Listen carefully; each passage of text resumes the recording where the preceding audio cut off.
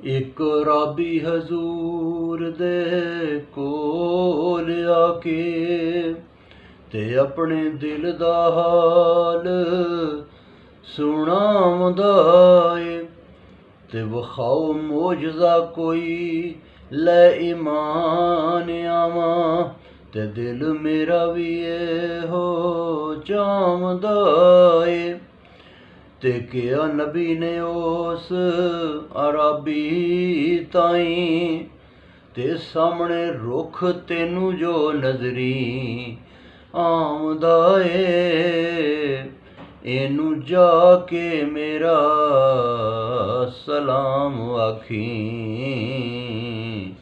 ਤੇ ਆਖੀ ਨਬੀ ਰੱਬ ਦਾ ਤੈਨੂੰ ਬੁਲਾਉਂਦਾ ਏ ਤੇ ਦਿੱਤਾ ਰਾਬੀ ਨੇ ਜਦੋਂ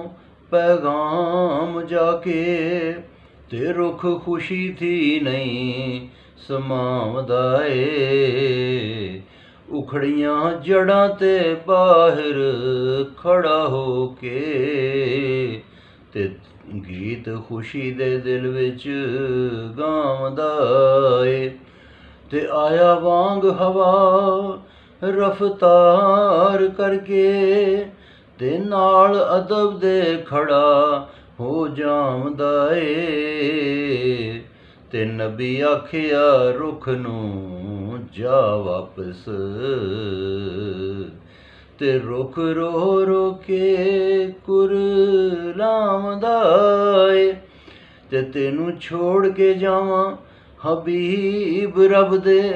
ਤੇ ਦਿਲ ਮੇਰਾ ਤਾਂ ਨਹੀਂ ਇਹ ਚਾਹੁੰਦਾ ਏ ਤੇ ਮੋਜਜ਼ਾ ਵੇਖ ਕੇ ਪਾਕ ਰਸੂਲ ਵਾਲਾ